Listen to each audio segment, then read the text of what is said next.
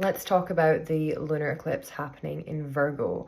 This is happening today, Thursday the 13th of March, through to tomorrow, Friday the 14th of March. So lunar eclipse is happening during a full moon when the Earth is positioned between the Sun and the Moon.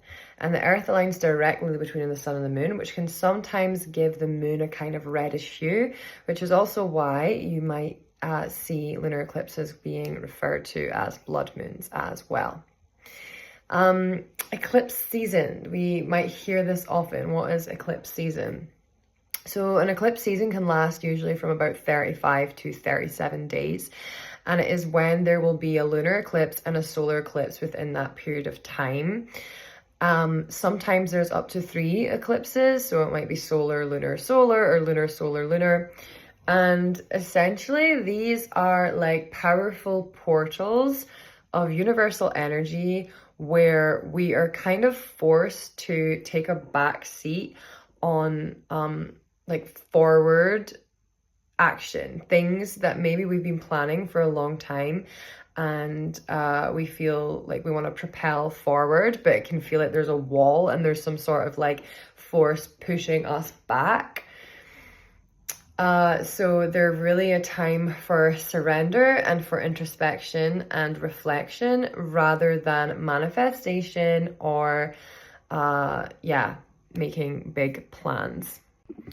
Most of all, this lunar eclipse feels like a huge purge, like a huge detox for our minds, bodies, spirits, and also our physical space. Because Virgo is the 6th house, it's about home. So you might feel really called to suddenly throw out a bunch of stuff that you never use, or to clear out that drawer that just has a bunch of crap in it that just gets more and more accumulated over time. It might be also a time where you find yourself kind of like looking at old photographs and like reminiscing, but really it's a time to declutter. It's a time to create space for what you actually want to pour your energy into. Virgo is a very devoted sign. They are the Virgin, so they really pour their heart into what it is that they do, and they want to make a difference. They don't want to do meaningless work. So yeah, it's a time where things might change. We might realize that what we have been giving our energy to hasn't been replenishing us or filling us up. And that can be difficult, but trusting in that feeling that's telling you maybe it's time to recalibrate, maybe it's time to take a step back. And please be reminded that that doesn't mean that you need to make drastic changes now. Eclipses aren't a time for drastic change. They're a time for just like letting go and observing everything that's going on. It's like this big cosmo field of things slowly coming up and in and out.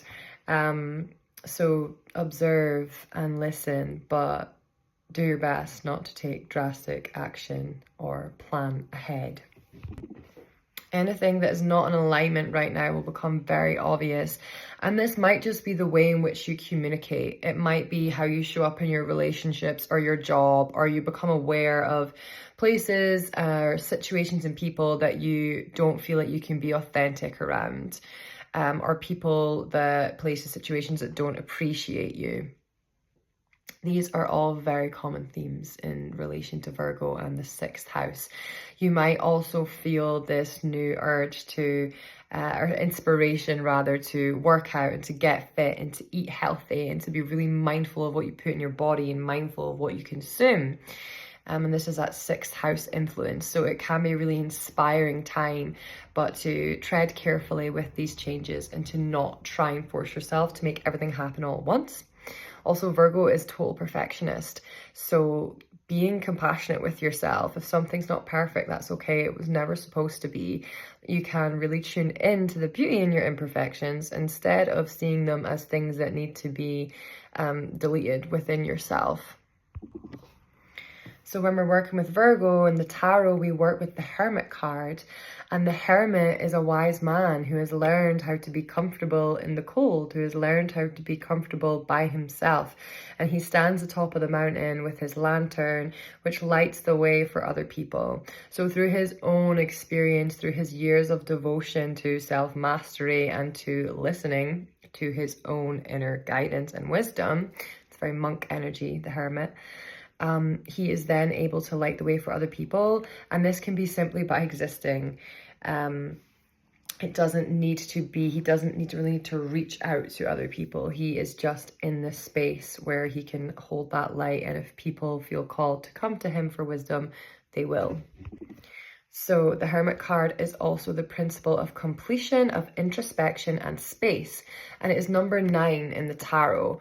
So when we're thinking of the number 9, 2025 is a 9 year. And 9 symbolize completion. So it's a powerful number to be working with at this time. And it can kind of make us think of what has already been completed over the past 6 months. What emotional patterns have now come to an end? What mental patterns have come to an end? It might be actual physical things in your life, but more so with this Virgo Pisces axis, we are really being shown how our internal world is a reflection of our external world. So any changes that are happening within will soon be reflected without in the external, in the macro.